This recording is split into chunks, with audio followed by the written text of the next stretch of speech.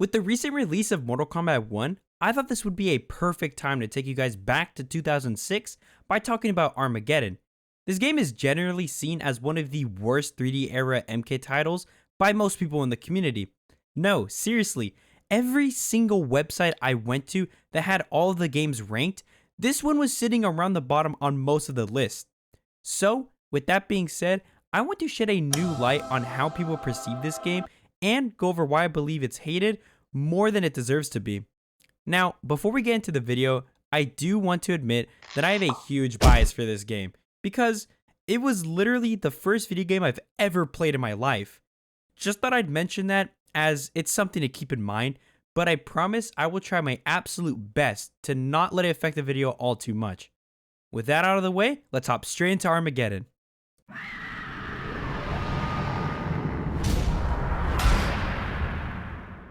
To get a better understanding of the game, it's important to know what came before it and how it came to be. Mortal Kombat Armageddon was the last installment of the 3D era following Deadly Alliance and Deception. Being released on October 9th, 2006, it was marketed as the final MK game because this was around the time where Midway rapidly became bankrupt. With Mortal Kombat being the only franchise that was making them money, they pumped these games out like crazy, with a new release almost every single year. It's insane just how quickly each game came out. Deadly Alliance came out in 2002, Tournament Edition in 2003, and Crazy Chicken Cart in 2004. With this being Midway's final game, they were gonna end it with a bang by bringing every single character up until this point back for one final battle. From what I managed to find online, a good majority of fans were hyped for the release of this title. Especially when this absolute legend of an image was dropped for the promos? Do I really blame them? Absolutely not. This image screams nothing but hype for the community. I can only imagine how awesome it probably was for the single Dairo fan looking at the promos for the game and going, "Holy shit, Dairo's back?" As I mentioned earlier, every combatant from the previous games were brought back into this one. No matter if they were in every single game until this point, or quite literally a simple reskin of the base characters, they made it into the roster.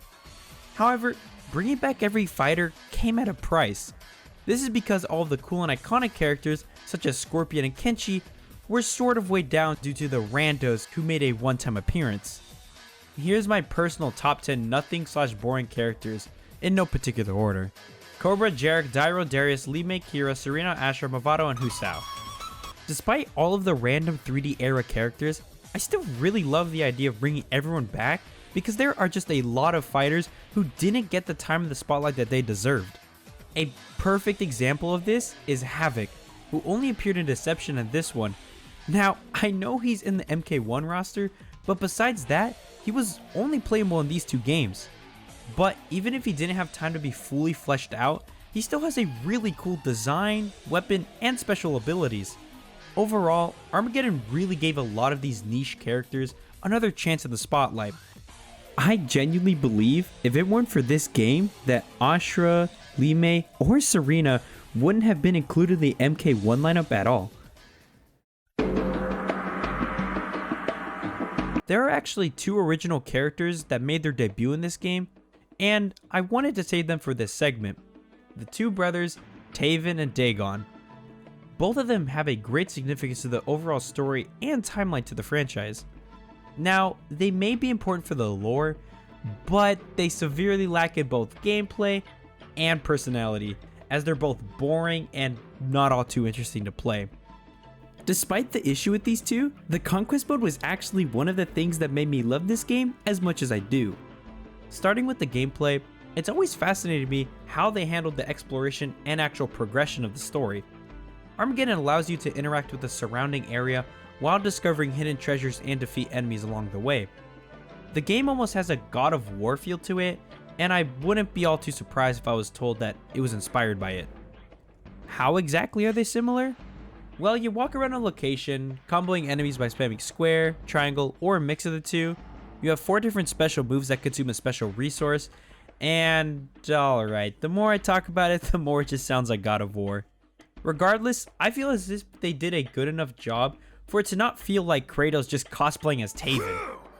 But while you progress through the levels, you'll eventually come across some of the combatants that you'll have to fight in traditional MK style. The cutscenes before these battles are very short and straight to the point, which sometimes leads to hilarious cartoonish dialogue. Karo! Get away from him, lizard!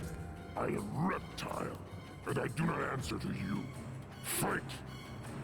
However, my favorite part of the cutscenes has to be how spread apart they are from the gameplay. They're sprinkled throughout the game just enough where it's actually pleasant to take a little break to watch them, and aren't too long where you're just waiting for them to end. Which is why when I play Conquest, it actually feels like I'm playing a game, and an enjoyable one at that. It's not like modern games where you're essentially watching a glorified movie with the occasional battle smushed somewhere in it. Conquest offers an engaging experience with some cutscenes sprinkled here and there.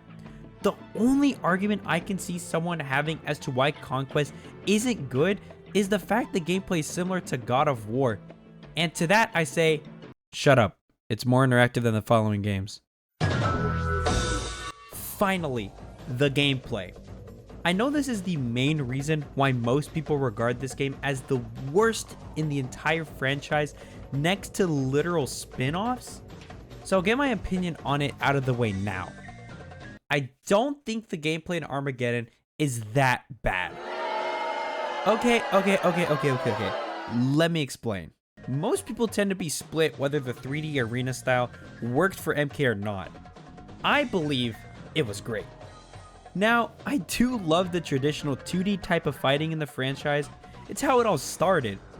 But the amount of interactions you get with some of the stages makes me love Armageddon so much more. Whether it be a stage transition by kicking your friend to a lower part of the stage, or ending the round entirely with sending your opponent into some gears, the maps offer so many different options that not every single game will play out the same. These interactions even have the power to influence how you play. It makes you more aware of your positioning and forces you to try your best to steer clear of potential round enders or transitions. By adding this small amount of thinking, I believe this makes the fights all the more chaotic and fun. As for the actual fighting, I also don't think it's all too awful. From a casual point of view, the gameplay is solid and definitely fun with friends.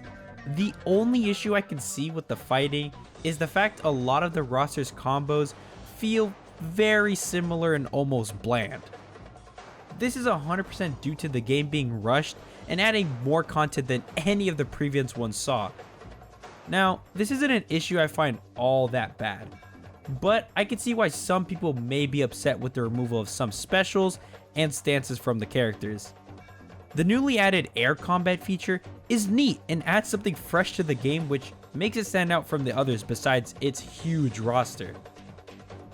I don't play this game competitively or anything, so I don't really utilize the air combos, but it's still something new and I find it really cool. Right, speaking of competitive, I can't talk about the gameplay without going over that side of the game. Competitive wise, this game was a mess, full of air infinites and other wacky junk. From this standpoint, I can't defend the game at all, as I'm not in the scene myself, and the game is definitely on the janky side for the 3D games. Fatality. Okay, despite everything I've said so far defending Armageddon, this is the one area where I just cannot give them even the slightest bit of slack. The way they decided to approach fatalities in this game definitely was a creative one and something we haven't seen before in MK, but just because something is creative and different doesn't at all make it good. The basic idea of the fatality system was instead of every character having one or two unique fatalities, everyone was able to essentially create their own with a series of inputs. Now, on paper, this actually sounds pretty cool, if the moves weren't so generic and actually had some, cool visuals. Ah yes, I love ripping my enemy's liver out, then ripping their arm out. Yes! If the system was actually more fleshed out and you were able to perform the unique fatalities for every character, that would actually be pretty neat for a mechanic, and I don't think many people would be hating on it like they do now. For example, just imagine having to do the inputs for Scorpion's fatality from Deception manually. down right square for the arm, down back triangle for the leg, then back forward for the finishing blow. Personally, I do think that would make for a pretty cool fatality sequence. I think they were aiming for this, but couldn't fully flesh it out due to the large roster and crunch for time.